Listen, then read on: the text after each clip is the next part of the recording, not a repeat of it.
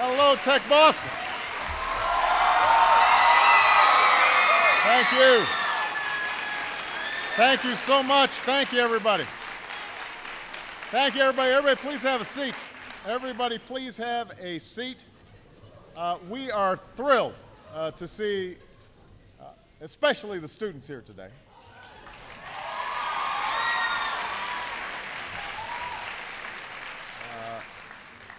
I am grateful for the presence of a few other outstanding leaders. First of all, the great mayor of Boston, Tom Menino, is in the house.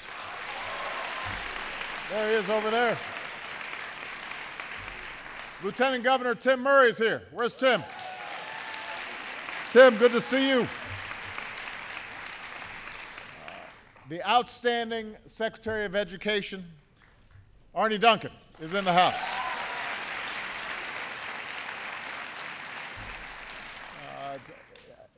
To all of you who are contributing to the outstanding education of these young people, I could not be prouder to be here. It is wonderful to be back in Massachusetts. Some of you may know I spent some time in school here myself. I was much younger. I had no gray hair. There were definitely no smart boards back then. You know, the most exciting new technology was an electric pencil sharpener. So times have changed. You remember those? Do you know what pencils are? Do you guys use pencils? I am so grateful to have Melinda Gates joining us here today. Of course, we all know Melinda's husband, Bill, who couldn't hack it at school here, dropped out. Then he started a modestly successful computer company. That was a joke, guys. Bill Gates actually created a really big company. But Melinda's a force in her own right. She is one of the world's most generous but also effective philanthropists, successful businesswoman, and most important for today, she has been an extraordinary leader when it comes to education reform. Microsoft and the Gates Foundation have been partners with TechBoston since it got started, and we are very grateful for their support. Proud of them.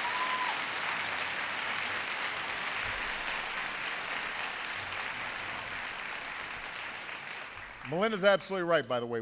One of the things that I've benefited from in this effort to make sure our schools are working for every young person is my Secretary of Education. Some of you might have known that Arne used to play professional basketball in Australia. He was on the Harvard basketball team, was a star there. Just the other week, he was in a celebrity basketball tournament where he was outscored by Justin Bieber.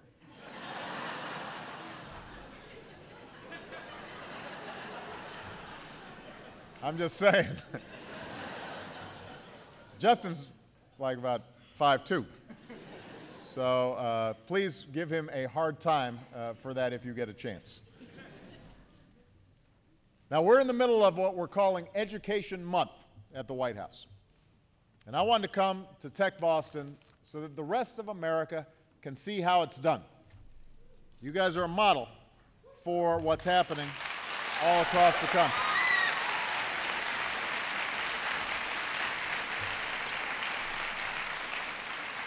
And obviously at the helm is Mary Skipper, who's doing unbelievable work.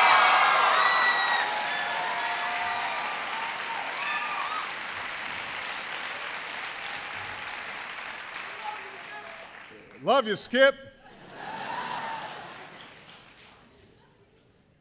But also the extraordinarily talented teaching staff that is working here. I had a chance to meet a couple of the teachers, and you could just tell that they are passionate about the work that they do. So they deserve a huge round of applause.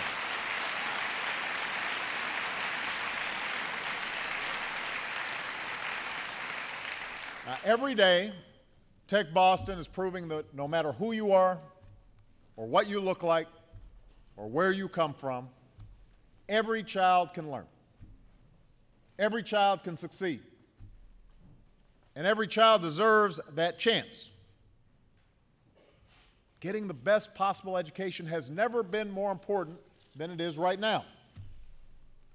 And that's because in today's world, a good job requires a good education. I travel all across the country. I go into factories. I go into companies. And it doesn't matter where you are working. If you do not have a good education, you are not going to be able to succeed. And that includes being on the factory floor these days, because most of the equipment is highly technical. Over the next 10 years, nearly half of all new jobs will require a level of education beyond a high school degree. Which means, obviously, first of all, you can't drop out of TechBoston. That's not allowed. All right? You can't even think about dropping out. But can't even think about it. But even after you graduate, you're going to need some additional education. And I know that TechBoston is doing an outstanding job of making sure that every student is prepared to go to college. Unfortunately, the reality is too many students are not prepared across our country. Too many leave school without the skills they need to get a job that pays. Today, as many as a quarter of American students are not finishing high school. A quarter. The quality of our math and science education lags behind many other nations. And America has fallen to ninth in the proportion of young people with a college degree. We used to be number one, and we're now number 9. That's not acceptable. The most effective way to create jobs in this country is to change those statistics. There's no better economic policy than one that produces more graduates with the skills they need to succeed, to start their own businesses, to create their own Microsoft, to create new industries. And that's why reforming education is the responsibility of every single American, every parent, every teacher, every business leader, every public official, and yes, every student. Now, it used to be that we weren't sure how to turn around failing schools. We weren't sure what worked to help struggling students. There were some folks in Washington who said all it took was more money. And if we just poured more money into the school, everything would be better. And then there were others who said, no, you just got to blow up these schools. They can't work. A lot of people thought we should just give up on places like Dorchester, and they assumed that some kids just can't learn, or they've got too many disadvantages. There are always some excuses for why our young people couldn't succeed. But after a while, parents and teachers and education reformers started to realize that maybe Washington didn't have all the answers, and I can promise you, after being there for a few years, they're onto something there. People started realizing that what's needed is not either or, it's not either more money or more reform, it's both and. Both more money and more reform. That's what's needed.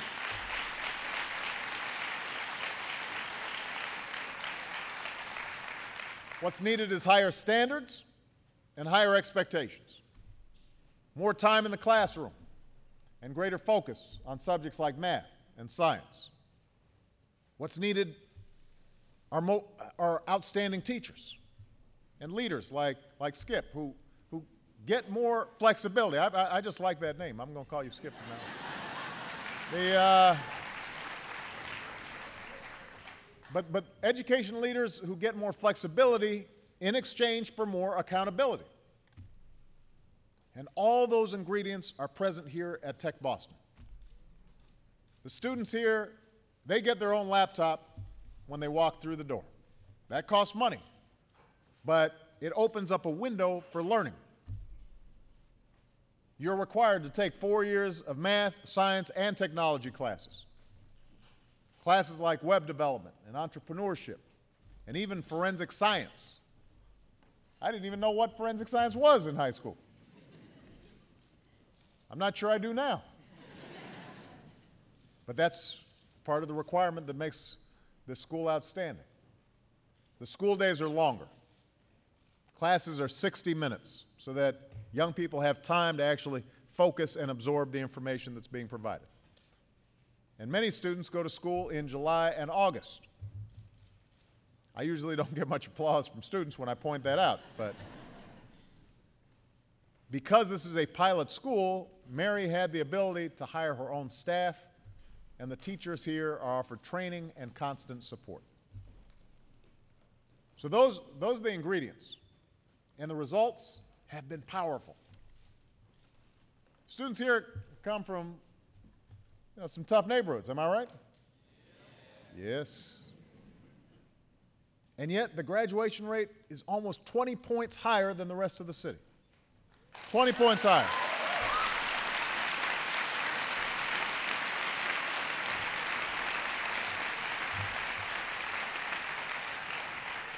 "94% of the most recent graduating class went to college. 85% of those students were the first in their family to do so.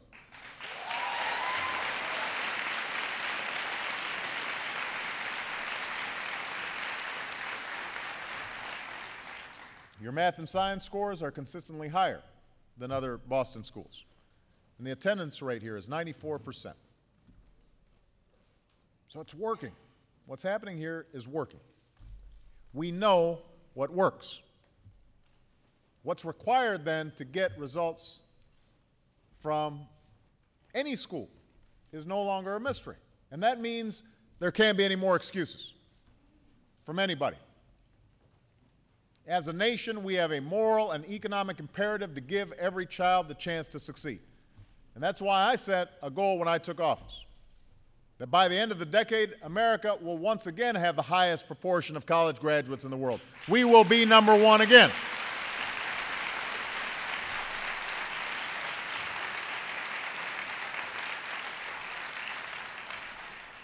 Now, to achieve this goal, everybody's going to need to do their part. We need the help of philanthropists like Melinda Gates. We'll need the help of the businesses that are partnering with TechBoston. We need citizens and parents to get involved, because nothing we do in school will make much of a difference unless we instill in our kids the self-confidence and the self-discipline and the work ethic that are at the heart of success, not just in school, but in life. So some of you may have come from a tough neighborhood, but you've got some parents at home.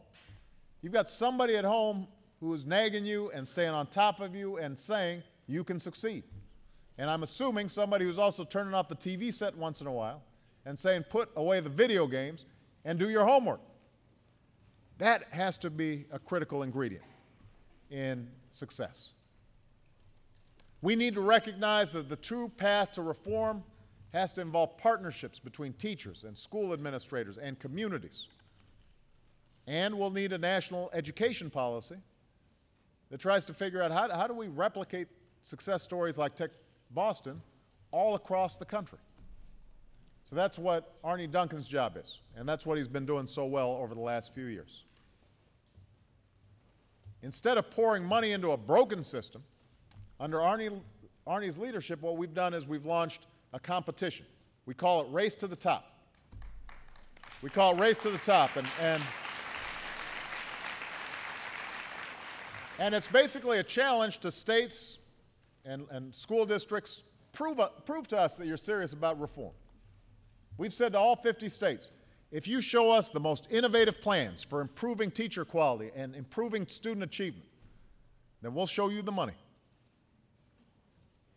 And for less than 1% of what America spends on education each year, Race to the Top has led over 40 states to raise their standards for teaching and learning. Standards, by the way, that were developed not in Washington, but by Republican and Democratic governors all across the country. So at the grassroots level, at the state level, standards were developed, and we said, show us how you're going to meet these standards. The more innovative you are, the more money you can get for your schools. And that's the kind of bottom-up approach that we need to follow. This year, we're going to have to work with Congress to fix No Child Left Behind. And we're going to have to replace it with a law that does a better job focusing on responsibility and reform, and most of all, results.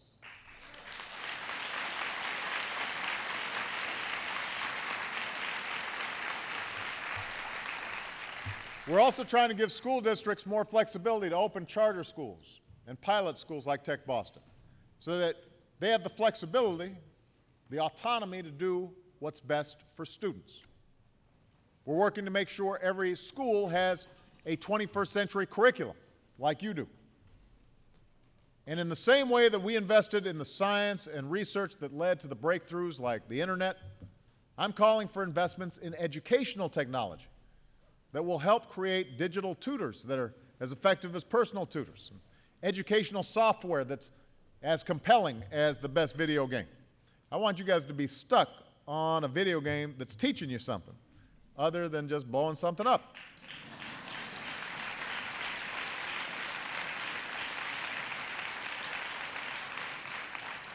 And because we know that the single most important factor in a student's success after their parent is the person standing at the front of the classroom, we are looking to make teaching one of the most honored professions in our society.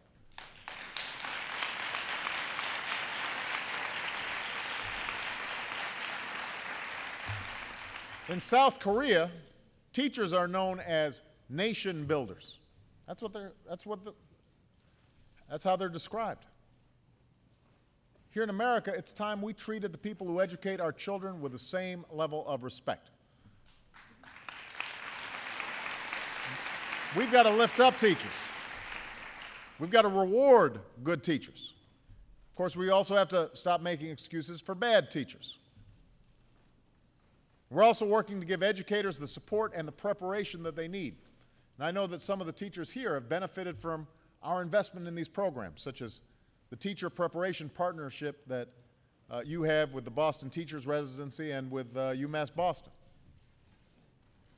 And with so many baby boomers retiring from teaching over the next few years, we intend to recruit and prepare a new generation of teachers, including 100,000 new math and science teachers over the next decade, and I hope that some of you will end up going into the teaching profession and pass on all the knowledge that you've gotten here at TechBoston. Now, I've talked about how much we can improve student achievement through various reforms, setting higher standards, higher expectations, giving schools and teachers more flexibility in exchange for greater accountability. But it's also true that fixing our schools will cost some money. Recruiting and rewarding the best teachers costs money. Making it possible for families to send their kids to college costs money. Making sure that some of the state-of-the-art equipment that all of you are working on when I walked into Mr. Lewis's classroom today, that costs money. Making these investments in education is going to be absolutely critical. But it's tough to do after decades of deficits. I understand that. You know, for too long, the government has been spending more money than it's been taking in. So we're going to have to get serious about cutting whatever spending we don't need, which means I've already called for a 5-year freeze in our annual domestic budget. That's a freeze that would cut the deficit by more than $400 billion over the next decade. And it would bring such spending to a lower share of our economy than it's been in 50 years. And I've proposed cutting or eliminating more than 200 federal programs that aren't working as well as they should. We're freezing the salaries of hardworking civil servants for 2 years. And I'm willing to do more to get our deficits under control. And that's why the White House is leading bipartisan meetings with members of Congress, because we need to come up with a budget that forces government to live within its means. But I want everybody to pay attention. Even as we find ways to cut spending, we cannot cut back on job-creating investments like education. We cannot cut back on the very investments that will help our economy grow and our nation compete and make sure that these young people succeed. There's nothing responsible about that. There's nothing responsible about cutting back on our investment in these young people. I mean, think about what happens in your own family. If you have a family member that loses a job, or you have an illness in the family and you've got to cut back, where do you start? You know, you maybe give up a vacation. You go out to eat less often. Maybe you don't buy that new coat you thought was sharp, or the new car that you thought you needed. But the last thing you do is give up saving on your child's education, because you know that's the key to that child's success in life. Well, what's true for a family has to be true for the larger American family. A budget that sacrifices our commitment to education is a budget that sacrifices our country's future. It is a budget that sacrifices our children's future, and I will not let it happen. I will not let it happen.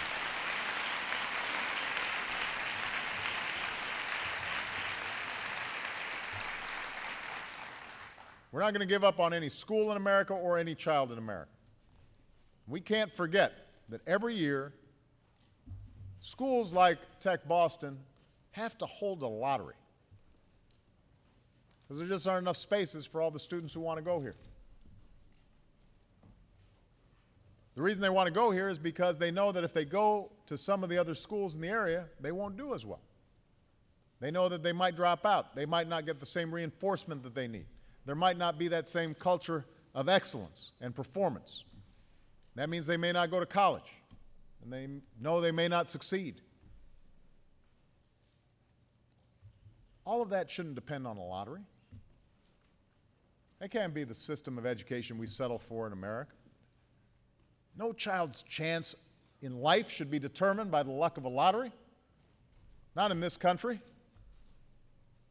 This is a place where everyone gets a chance to succeed, where everybody should have a chance to make it. The motto of this school is, "We rise and fall together." Well, that is true for America as well.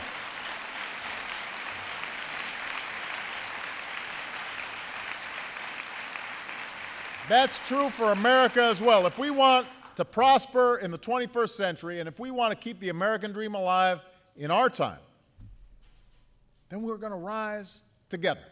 We've all got to come together. We've got to give our children the same world-class education that you are getting right here at TechBoston. And as long as I am president, that's what I'm going to be fighting for right alongside you. Thank you so much, everybody. God bless you. God bless the United States of America.